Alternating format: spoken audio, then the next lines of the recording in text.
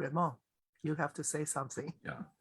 Well, welcome to everybody. Ladies and gentlemen, colleagues, it's a pleasure to be able to spend this hour with you together on a topic which is of increasing importance. And I will say more about the objective of this webinar, who is going to be the speakers. But before we start, we have from our WISIS team a video that they would like to share with us.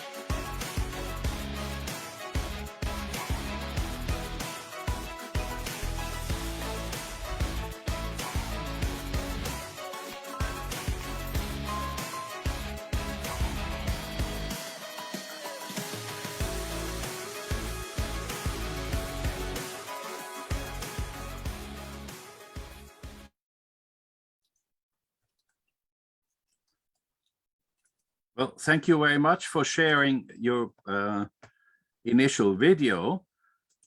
And we can all see that a lot is going on. It's the WISIS 2020 forum. And we have participated in some of the previous forums. It's now for us to spend 1 hour together on a topic which is of, as I said before at the start, of growing importance. We have the following is the objective of the session. We have on one hand, the issue about younger people in our countries. To a large extent, in many of our countries, it is difficult for younger people to find a job. And we have the knowledge from OECD research that about 2.5 times it's more likely for them to be unemployed after leaving school. And this is compared to the previous middle-aged people who started their own career some years ago. So it's difficult for the young to find a job, and on top of it, a meaningful job. On the other hand, when it comes to the older people, we also know, and you know, the number of elderly people per 100 working age people is going to nearly triple from 20 in 1980. And it's going to be older persons might have also to work longer just to cover their pension funds. So on the other hand, how to then work together, the polarity between the young and the older people. The young and older people, when they work together for various reasons, there are discriminations and difficulties both groups have to cope with. And our session today and the speakers who will bring their research data and their experience about this issue is of key importance to find ways at job sites how to increase constructively the cooperation between the young and old for the benefit of themselves as human beings, but also for the benefit of companies and finally also for our countries. Our session is called Digitalization and the Future of Work through Intergenerational Collaboration. We have a first speaker to go back to the overall view of all the speakers who are present. The first one will be Professor Inigo Calvo Sotomayor.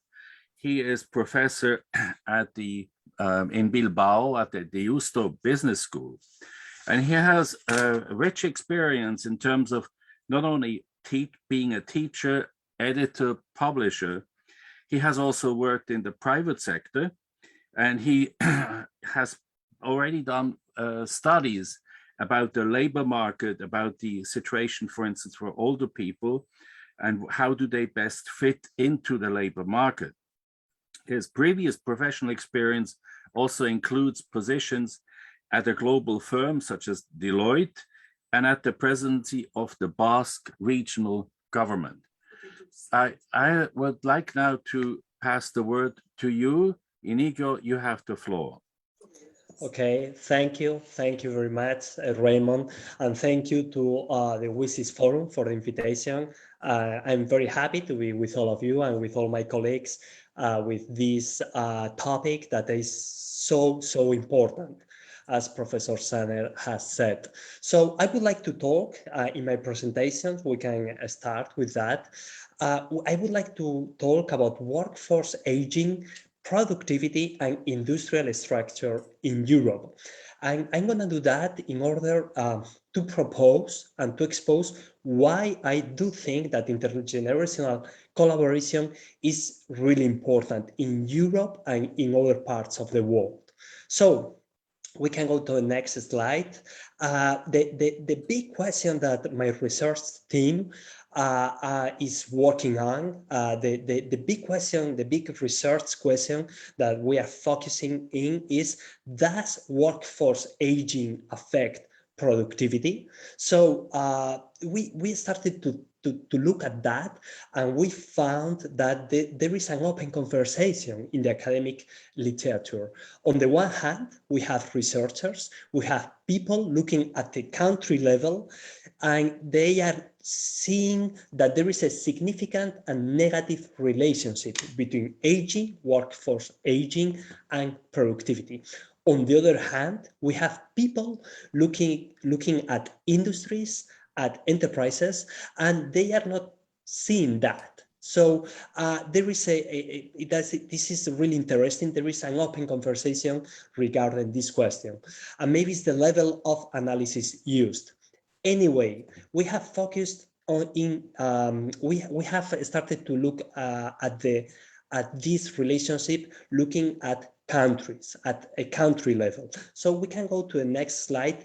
And the first thing that we did 2 years ago is that we started to examine, we started to look at a seminal study done by the IMF, by the International Monetary Fund. We worked with them. We went to DC to talk with them because they had done a study, a working paper, looking at 24 European countries from 1950 to 2014, and they have discovered, or at least the results were, well, quite important, because they had they had seen a correlation, a significant and negative correlation between workforce aging and labor productivity. So it's not great news. And we took this data, we with the same model, but with some changes.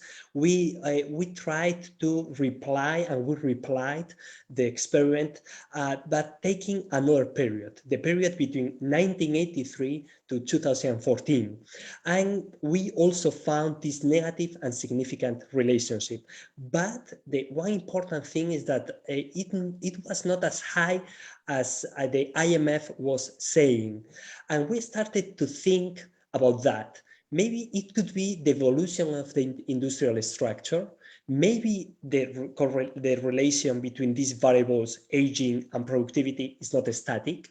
So we made another experiment. We are working now, as you can see in the next slide, that we are trying to group countries in Europe, and we have done 3 groups of countries, 3 different groups, according to their industrial structure.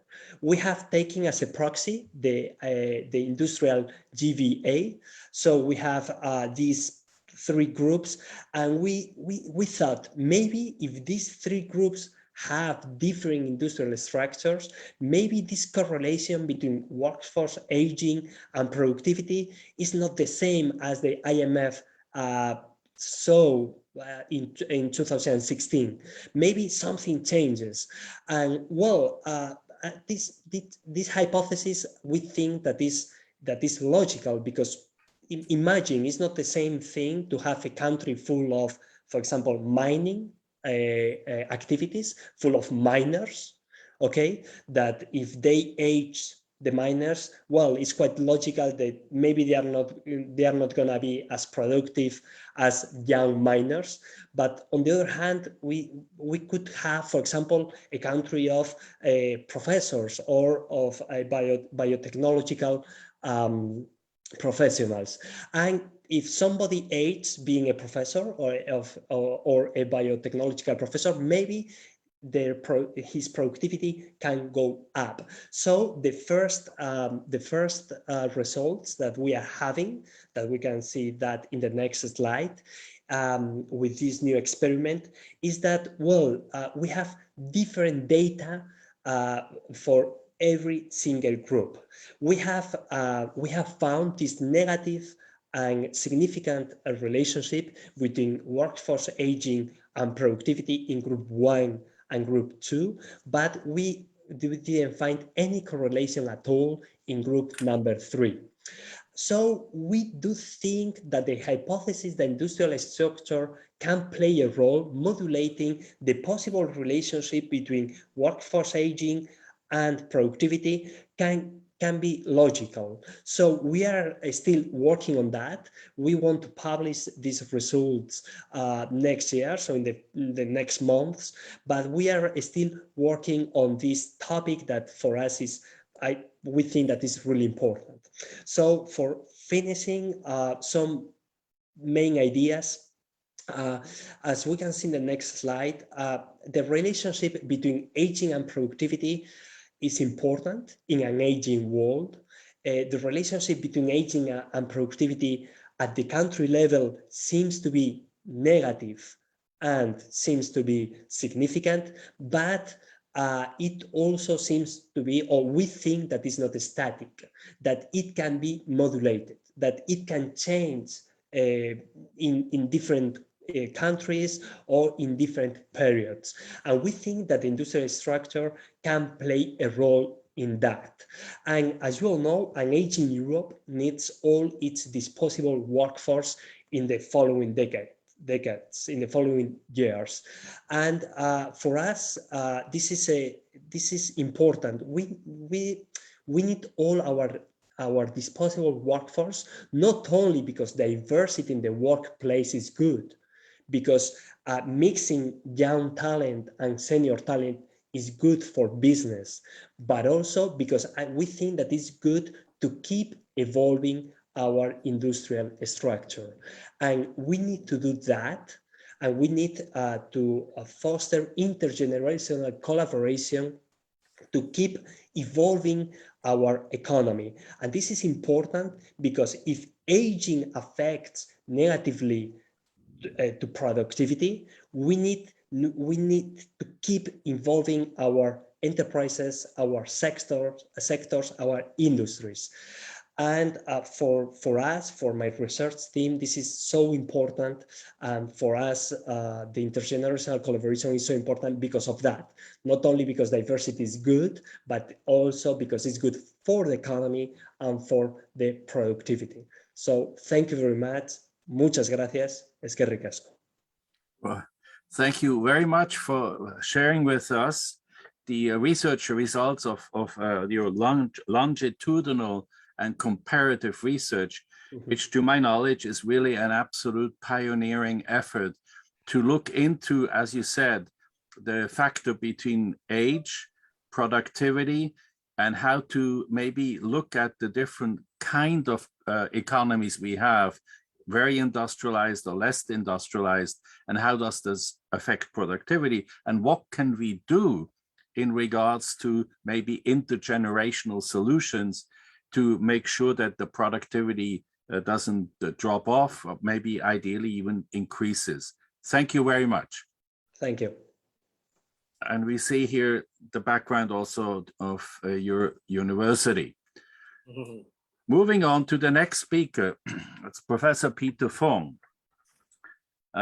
Peter Fong is in Hong Kong, and he is the president of the Hong Kong Public Administration Association, and also is editor of a journal, and has been teaching and consulting in Hong Kong, of course, but also in the Asian region. In fact, before he was also he was an associate professor at the Hong Kong University, looking at his first field of academic studies, urban planning, and continues to focus on that, but also in light of public administration, as well as the general regional development of Hong Kong and in Asia. But Peter goes back and forth between US, Hong Kong, and Europe, particularly the UK, and we look forward to your presentation. I hand it over to you, Peter. Thank you, Ramon. Thank you for inviting me to join this session, both you, Ramon and Lisha. Okay, so I follow exactly digitalization, future of work. So just some ideas. So and then I use last couple idea about what Hong Kong have been doing in order to make this two generation, young and old, collaborate. Okay, so next, please. Okay, just digitalization. I think the changes in the last 2 years. We use more and more virtual. So I've been teaching at Chinese University of Hong Kong public policy, and also teaching University of Wales Doctor of Business Admin, both use Zoom. So increasing the workplace, the academic world, on and off in Hong Kong because of the pandemic. So face-to-face, hybrid, and then Zoom, okay? So hybrid mode of work in office and home become a new normal. So in the last 2 years, some of my classes are actually all virtual, some face-to-face, so this is a normal. And then the application, more and more ICT and AI. And then I also recently come across metaverse. These three things really change all this work, learning, studying, and also entertaining, okay? So back to the aging world. I think probably this is not just Europe, Asia, China, Japan, and South Korea. They are, all aging, also including Hong Kong. I think probably the news during the fifth wave of the pandemic. Most of the deaths are elderly. So this is one of the biggest problems. So we have most of the problem are in the nursing home, all this aging. Okay, so the aging population increasing, and then the young and the old generation, I respond to the call. So how can they work together? So this is my introduction. Next, please. Okay, the new thing that I learned, I just read a few articles and look at the others. One article from Harvard Business Review, how metaverse should change work. And although I have been looking at that, so metaverse, simulation environment using augmented reality, virtual reality, and blockchain. So three actually integrated together. So I look at some of this, definitely Meta. Facebook have been changed to Meta, right? So probably, I saw some of the things that you can put people together. Actually, they are physically not at the same place. So this is the new technology. So this will change the world of work. First, it opens a new economy. Everything changes. And you can work and create job, create value, create business. Working on this virtual world, and then trade.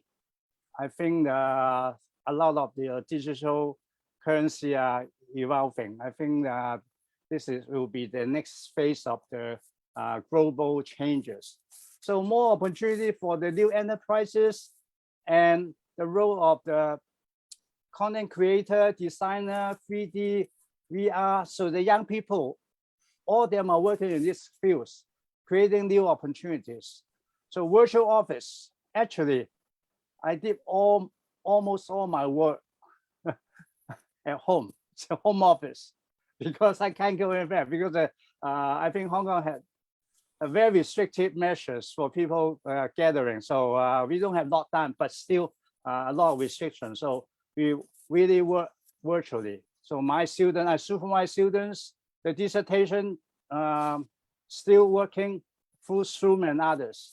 So new form of team collaboration, and then the emergency of digital able.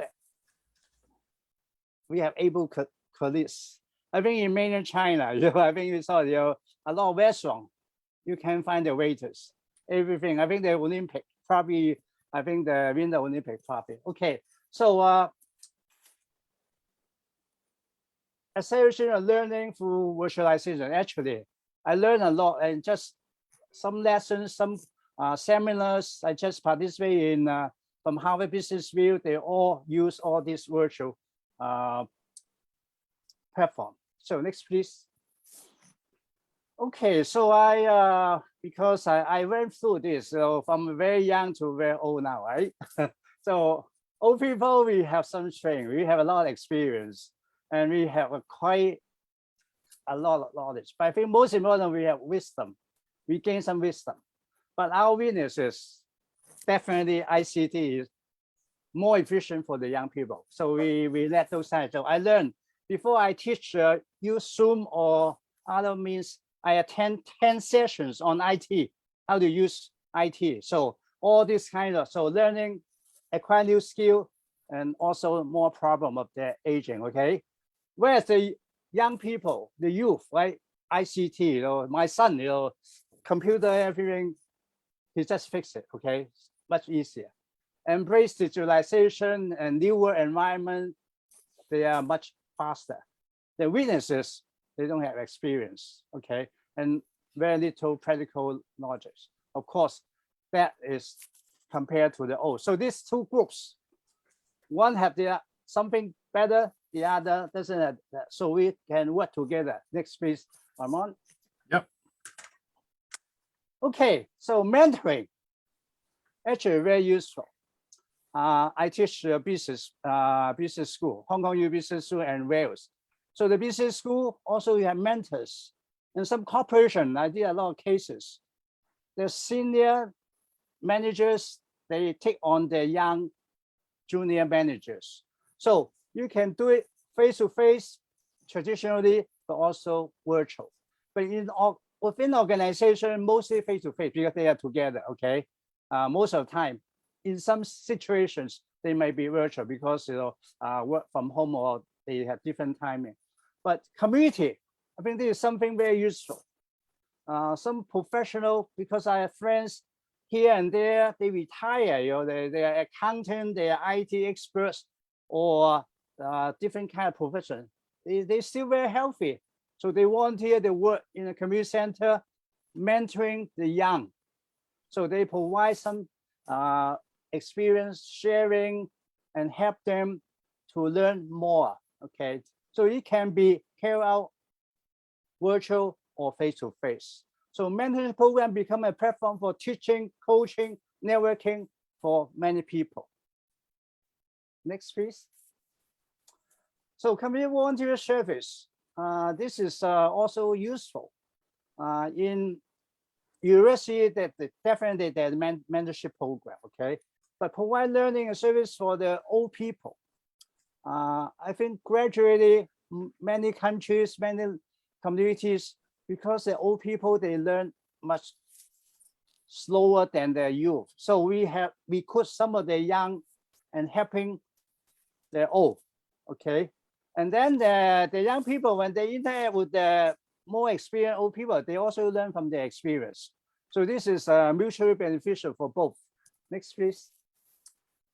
Okay, Hong Kong. I work in many universities, Hong Kong U, and then Chinese U, all this mentorship program. So a lot of recruitments, even my alma mater, NYU asked me to be a mentor virtually, mentor some of the students, you know, in the US. So I think most universities, they recruit alumni to be their mentor. And then most of the undergraduate students, or even some MBA students, if they are not EMBA, and then they have some mentor. So university channel, this is one, but also some NGOs, also community centers. They also recruit. One of my friends is an accountant. So retire, and then they'll have to teach community people, high school, or some university students. So recruiting young people to provide IT help for the senior. Okay, so this is a win-win situation. Next, please. That's it. That's it. Very well, on time, right? Yeah, very much so. Well, thanks a lot. And I'm just taken by the fact that you described there are NGOs which initiate or which create these community centers, which are based on volunteering, and they are useful. They offer help. We have that too in Switzerland.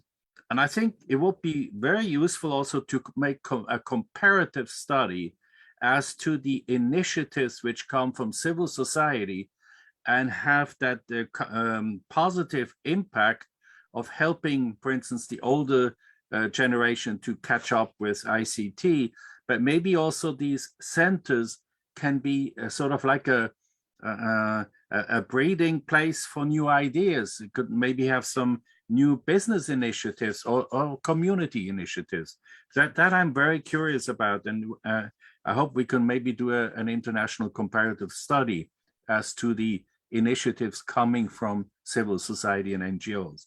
Thanks a lot, Peter. Without much further ado, I move on to the next speaker, which is Klaus, who is Klaus Niederlander. Klaus has 25 years of work experience in dealing with socioeconomic transformation issues.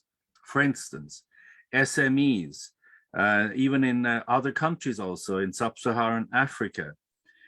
Big discussion right now here in Geneva, how to help the heavily indebted least developed countries to get out of the difficulties they're in.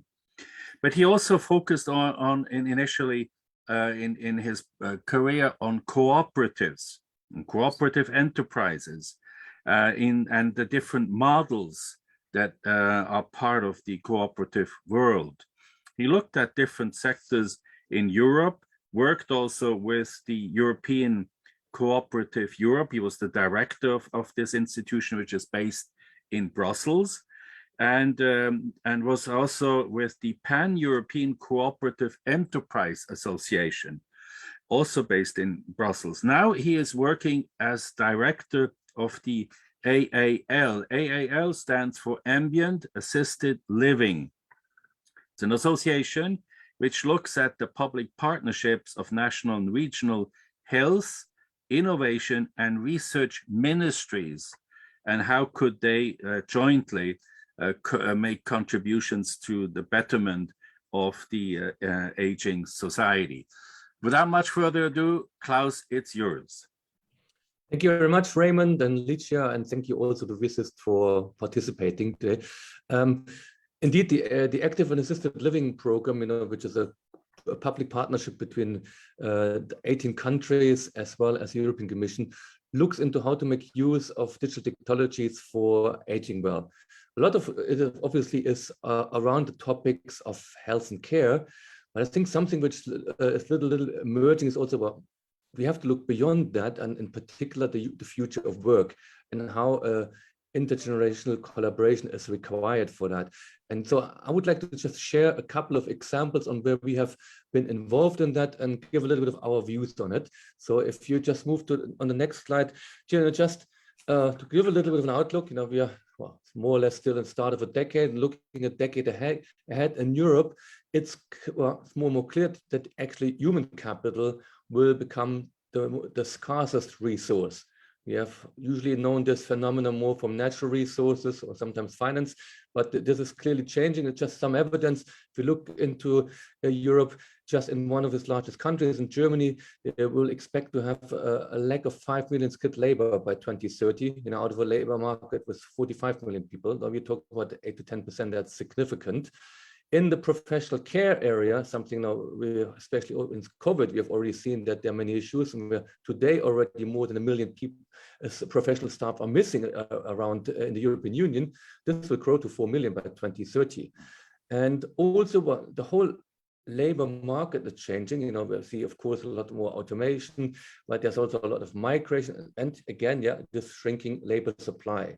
Now, this being said, this legacy also a little bit from our industrial age, which is not only about our labor market, but also our welfare system, requires not just only a rethink, a transformation. So, and how to go about that? Well, because indeed, like Raymond said, we tend to talk only about two sides. Like, oh, we want to be, well, we need to work longer, and well, our pension's going to shrink. That's certainly not a very positive outlook, which is going to be motivated. So let's rather think, how can we mobilize these unused resources in our society? Because I mean, we have, when we talk about third age, people above 50, 55, they're totally underutilized. They're not being used anymore. And so we have to mobilize them. Now, I'll give you one example, and on the next slide, where we're thinking about that is really rethinking work for third age. And this is a pilot, which which hope we will see is like, where we've supported in the research of that is, on power age. Is to think, how do you unleash the power of age? And it starts, well, with, of course, the issue is that for people above 50, our labor market doesn't really cater for that as much. We are very much a young people labor market, and yet, well, while the demography is changing, well, how do you get real value out of it? So there's a big waste of critical skills which we can't simply afford anymore in the future, and that means, contrary maybe to things like, the classic LinkedIn and others where you talk about, CVs and like. We need to look more holistically at the person, especially people above 50, where the experience has an enormous resource. So it is, of course, about hard skills of people, their know-how, what I can, but it's also about the soft skills, the personal qualities we have to look in, which ideally you obviously grow through experience. And it is, what's your way? Who are you? And then, of course, bring in your own passions. Or it's something, your sweet spot. Where are you best at and the best time? And I think this takes a shift in the labor market if you're looking not just what companies require, but what actually people offer. And I think this is something to look for in the future more and more as this resource becomes scarce, that the tide turns, and we will have to look much better into matchmaking people's hard, soft, and passion skills rather than simply filling jobs.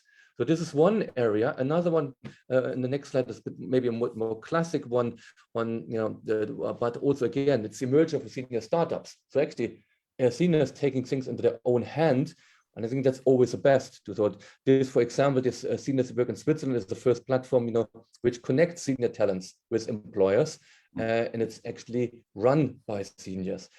Again, of course, focus is here on skilled labor in retirement, and because that's where a lot of jobs are missing, or a lot of vacancies, well, lots of vacancies rather. It's the first step to enable the older generation, to stay active after retirement. And this means also, we're going to look at work differently. Obviously, when you're 60 or 65, you're not going to work like somebody 30, 35. And that means the whole workplace will transform. And for that, just to close this very short presentation of these two examples, I want to give a few reflections on that on my last slide here. Actually, is when we look at work, we have to see it in the continuum of education, work, and health. So rather than compartmentalizing our lives into, in your early life, it's about education, in your midlife, it's about work, and then, well, as you go to the end of life, it's about health. It's rather, aging is a lifelong process, and in which, you have to look, and everybody's involved in it. It's not just for old people. And that it means, this is an intergenerational phenomenon. So it's already something which links us all together. Now, what the digital age requires is the days of where you just learn the profession, that's it, are over. There's continuous learning and adaptation required for all ages, and at different speeds, at different needs, but it's necessary in order, and the whole relationships in that respect are changing. So, in our view, it's time for a new intergenerational contract, to jointly confront today's challenges. If we don't have enough resources, well, but we have sleeping resources, mobilize them so that all these big issues, climate change, demographic change, and social inequalities, which are interrelated, can be jointly approached. Collaboration will be key in this, and actually to make use of this collective intelligence and experience of all generations to move forward. And that way, the workplace of the future is shifting, will be more platform-based. There will be more digital and collaborative. I think we have seen it clearly over the last 2 years, not for everyone in the same way, but clearly there will be elements. And important in there is, how do we empower these older adults in the workplace to keep them in, but at their pace and at their rhythm, and making best use of it. For that, the geography of employment is shifting, but I think it's also about the meaning of work is really shifting. We will continue living in a world where not just the labor is scarce, it's also the resource to live your life, but work to live, live to work, that might actually change over time. So this is just maybe a different view, less of a research-driven view, but just an experience from some of the projects where we see something is shifting here as our populations become older, not only in Europe, but also in Asia and Northern America, and what this actually means to our way of life and how to transition it, and for which intergenerational collaboration is an enormous plus and necessity. Thank you very much, Raymond. That's my little contribution for today. Well, we thank you, Klaus, for bringing up the other side to this whole discussion about labor force, old people, the missing skill jobs, or the missing people who can fill these empty, or simply provide support for the gaps we have in several of the jobs or job sectors that you mentioned before. That in itself is a big challenge already. But I like the fact that you also emphasized, that how to use the unused resources.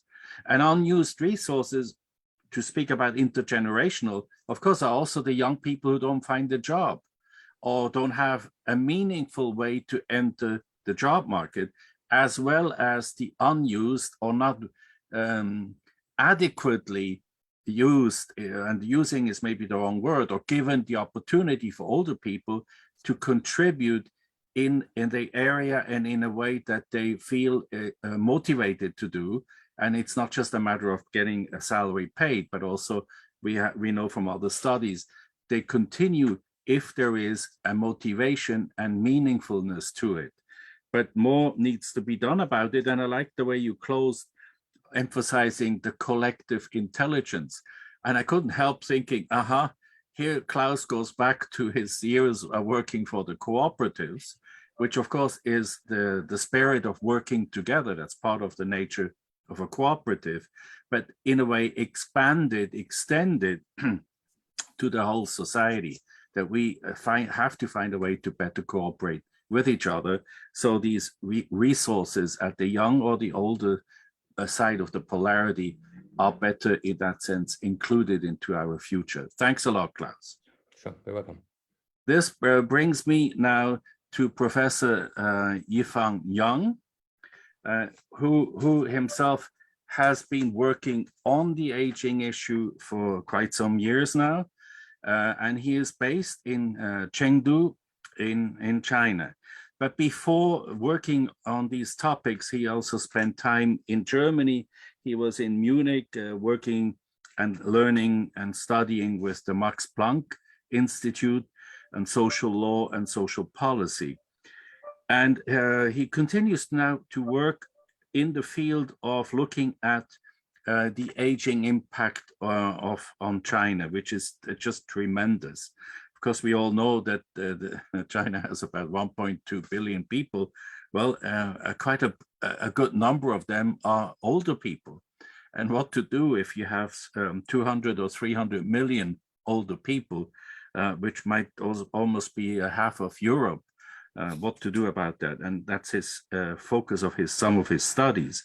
He's also deputy director of the National Interdisciplinary Institute on Aging, and he is with the China National Committee on Aging, and he is also professor of public policy at the School of Public Administration at the Jiaotong University in China. In that sense, he also shares a field of academic studies with Professor Fong from Hong Kong. And of course, there is a link between public administration, governance, and how to create an understanding of where to take our countries into the future. Yifang, you have the floor. Okay.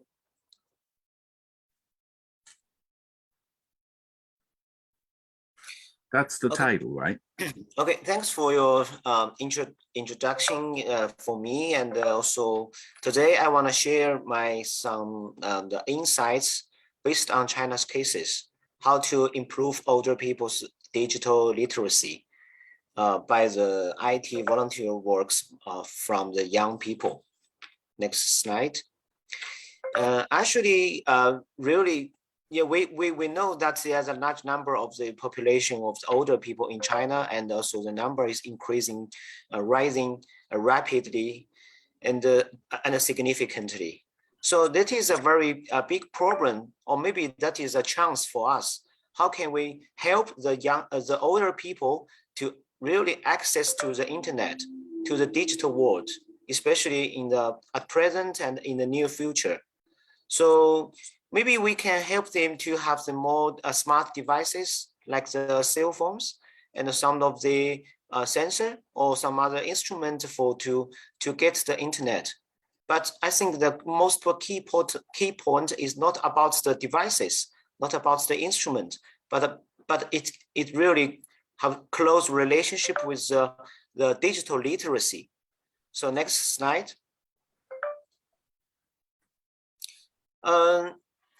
Yeah, this is saying computer is no longer just about computing, but it also about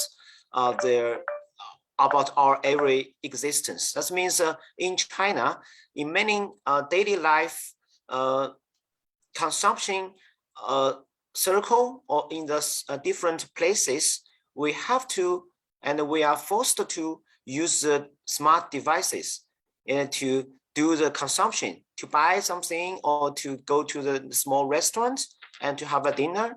So, but faced with the different background of the education level of the older people, and also with physical aging, brings certain cognitive and acceptance of the barriers and the technology. Also, providers pay little attention to the special needs of the older people. Due to many reasons, there are still very significant barriers for older people to access to the internet and to the digital world. Next slide.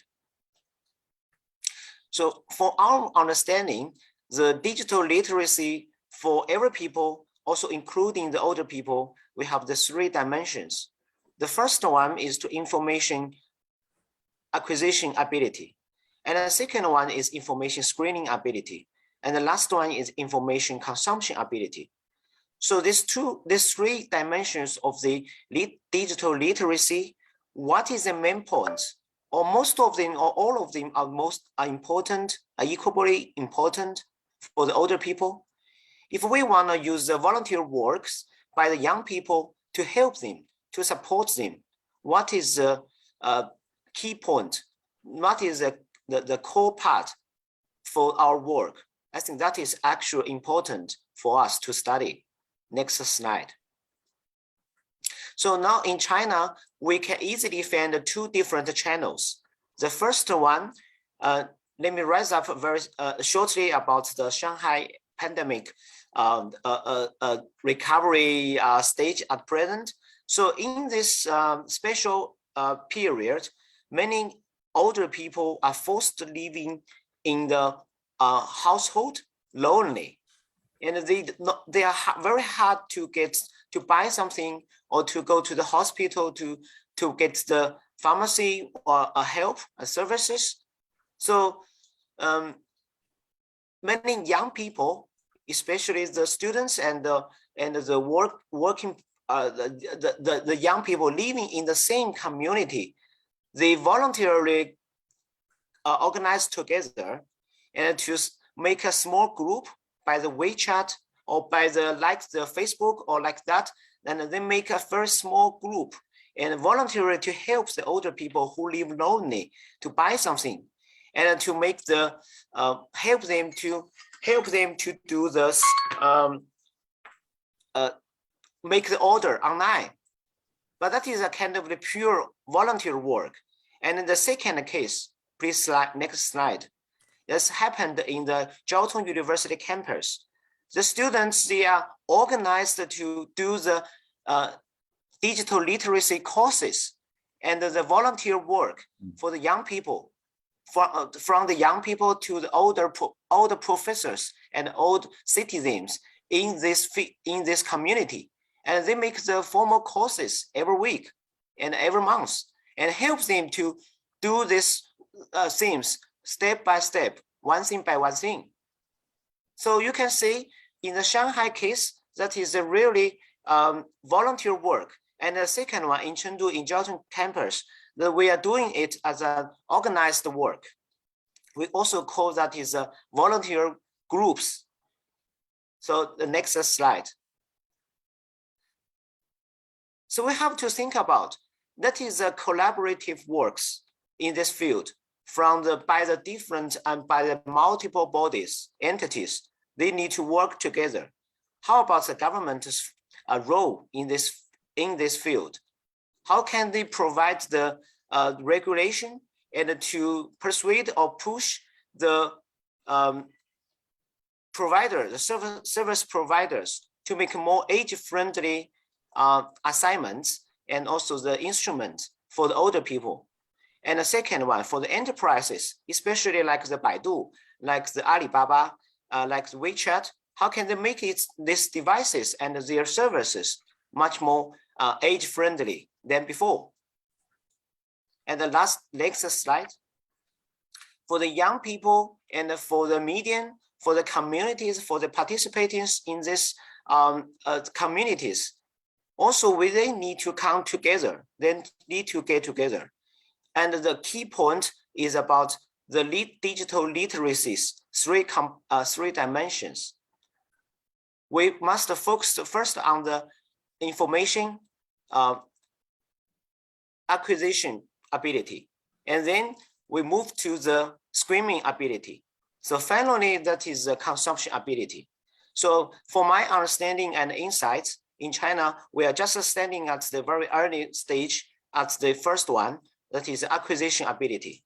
So the government and the education and all the other participators, we have to focus on this first stage. Then we move to the second and to the third, to maybe in the future, but that is a long-term progress. So that is my understanding and the insights for this presentation, and that's more my ideas on it. Thank you very much. Well, thank you very much. It was for me very interesting to take note of the way you approach the whole issue about aging, intergenerational, and ITC by having these three steps or three concepts: the acquisition for the older elderly people, acquisition, and the screening and the consumption of digital services. You know, when it comes to the screening part, to have that ability to critically assess whether this is fake or whether even we have in Europe now an increasing number of also criminal activities where people try to sell to the older people things that are totally bogus or to lead them to reveal some banking information. The ability for screening, I very much agree with you, is also very important in addition to acquisition and to consumption. So I just took note that things are happening in China which are also based on initiatives and volunteering. In other words, also coming a bit from civil society, as was the case in Hong Kong, what we heard that described by Peter, but also Klaus made reference to that. I think it sounds like an emerging theme that will be interesting to further pursue, to see, to come back also to Inigo, whether these initiatives coming bottom up might have a positive impact in terms of improving productivity also for older people. Well, this takes me to the last presenter, and that is Lijia Sanner. She is the co-founder of our center, the Center for Socioeconomic Development, which is a 28-year-old NGO based here in Geneva. And we are very much involved with projects and debates at different UN agencies. Besides that, Lijia has been active at the United Nations Open-Ended Working Group on Aging, as well as the same here in Geneva. We're together with other colleagues in a Geneva-based older people's community group. But in addition, she has done for many years development projects and capacity building in different countries. So the knowledge that she brings to this topic of past experiences, how to learn and how to share and transfer new insights and new skills and new ways of doing things, of course, make plenty of sense also when we talk about the intergenerational aspects of working within companies that have both sides, the younger and the older, but also in the larger civil society or community aspect or level of bringing the two generations to talk to each other and to ideally also do things together in a meaningful manner. Lijia, I hand it over to you. You're muted. Very much, Ramon, and I'm aware that we are coming very close to the end, so I will be very fast. And first of all, let me thank all my distinguished colleagues and who spoke before me for laying out the issue and the terrain and the landscape very well. So let me just go straight into the point. I think what we are talking about is trying to understand how to promote. Ramon, next, please. Promote two-way interactions between different age groups. So it's not just about one side giving, the other side receive, but it's rather give and take. And I think the point made by Peter as well as by Klaus are very well taken. So how can we sort of find the better match? In this context, I have two key messages to make. One is the relationship between generations. It's not just transactional. It's not just, you give me this and I give me that, sort of accounting process, but rather it should be transformational. Through mutual learning, both sides will be different and be better, hopefully. And the second point I would like to make is that when we think about the intergenerational relationship, we need to sort of move away from a distributive approach to more of an integrative approach. From a zero-sum game to more of a enlarge the pie type of thinking, so we can look for a win-win solution. Because with the large number of older people in the society, this approach is a must. Otherwise, I think we will see increasingly difficult to maintain the harmonious relationship, especially in light of the major changes that is looming and upon us, and also spillover effects from the two current events, which is pandemic as well as the war in Ukraine. Next one, please. And so when we look at the future of work, the Society of Human Resource Management in the US proposed the following way of thinking, to look at the 5 Ws. So in the future, who would be doing the work, and when and where, the work will be done. And these points has been taken, covered by my previous speakers and colleagues, and how the work is done. So we start to think about, the changing workplace, somehow by bringing the digital factor or digitalization into the picture, that start to make, the certain groups more disadvantaged than others, such as older people, as well as women, and the rural area. Next one, please.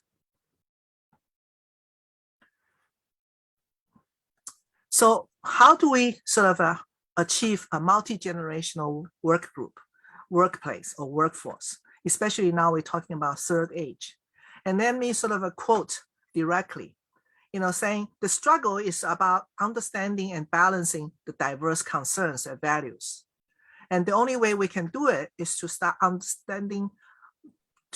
understand better the dynamics of each generation. In other words, we have to understand what motivates, interest, and encourage and support different generations in order to be productive in the workplace and also meaningful in the work in their own life. Next one, please.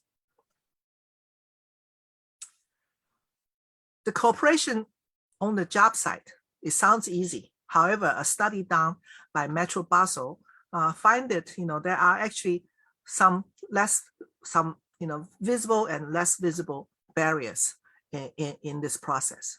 One is about one-way communication. I don't feel comfortable to communicate with older people, for example. So how can we find ways to promote this psychological comfort in communication with people who you might think very different? And this is the case between the young and the older people. And also, how to, on the one hand, we are seeing, the older persons in some cases might less prepared for future type of work. But at the same time, we do not have the manpower necessary to staff these posts. Automation, of course, could be one solution, but as Klaus mentioned, and also Peter mentioned that too, there are many things that older generation that will bring to the workplace and to the team cannot be totally replaced. And therefore, we have to sort of find ways to encourage older workers to stay on the job and to find meaning why they want to do so. And the last part, from a management point of view, it's always difficult. The Metro Basel finding, the pay, the salary issue is a major one that sort of cannot be overcome so easily. So we have to rediscuss what is the link between work and value, and the value or set compensation that generated from giving the time and the expertise. Next one. Dealing with this issue in the workplace, in the society and community, that is the sort of behind it is also perceptions about different individuals and age groups. And a recent study done by OECD showed something very interesting, and which is very important. If you look at on the left-hand side, there is very wide gap between different groups in terms of their perceived happiness, about their life, versus the one on the far right, which is very close, almost between the different age groups. For Finland, for example, it's almost the same. And from the spread, it represents a very different, sort of a societal practices or dynamics where age discrimination is much less prevalent.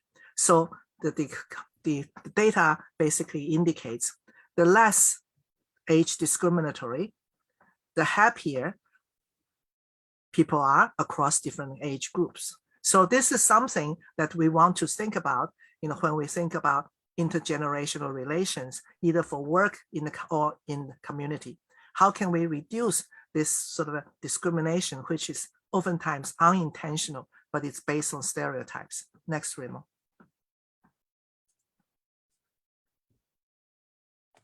Remo, next, please. Yeah.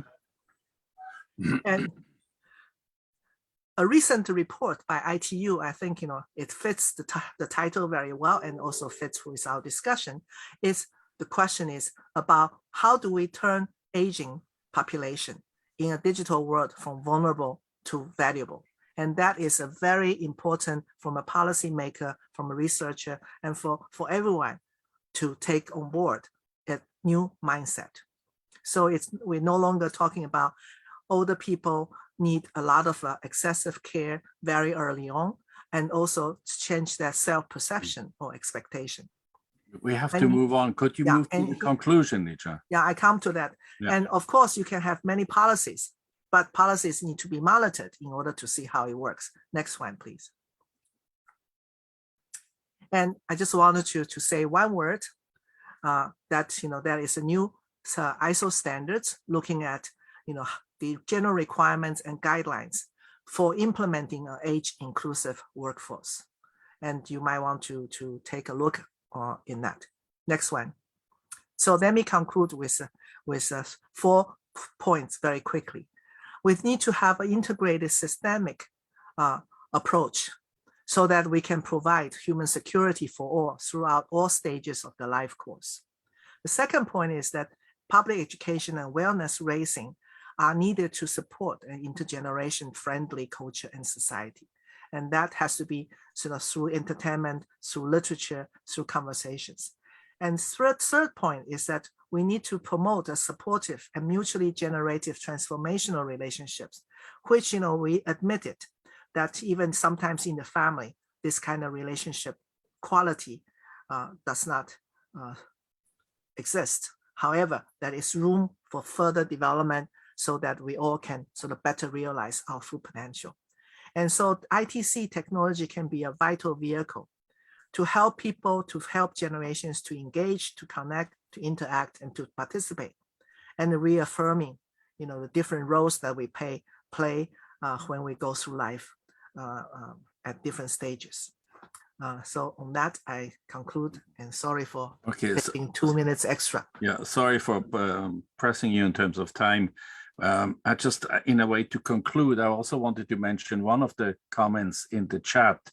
We had people from Nigeria, from Ukraine, but also Cynthia Sturen, who is head of the major group as the stakeholder group on aging at the HLPF. She mentions all is fine, but nobody has mentioned ageism, which is true. And I think, just as a hypothesis, what we have seen from the slide that they just shared with us, for instance, in the Scandinavian countries, the sense of happiness, there's not much of a difference between the different age groups, which I could maybe, for instance, hypothesize there's less of ageism and less of gaps between the young and the old, but that needs to, of course, to be further studied. So I'm coming to the end, and I should turn it over back again to our colleagues from VCs. I thank to everybody, the speakers, and those of you who listen to us for having been there with us for this hour. And the whole session can be seen again for those who couldn't make it because they had other obligations or had other things to do. They can see the session at their own leisure and time. And we, of course, also hope that this focus on intergenerational collaboration will take off and will lead to more sessions and more discussions and more research. But having said that, I turn it back to our friends from and colleagues from VCs and thank everybody for the time you spent with us and for your attention. Thank you very much. Bye-bye. Thank you. Bye, thank you.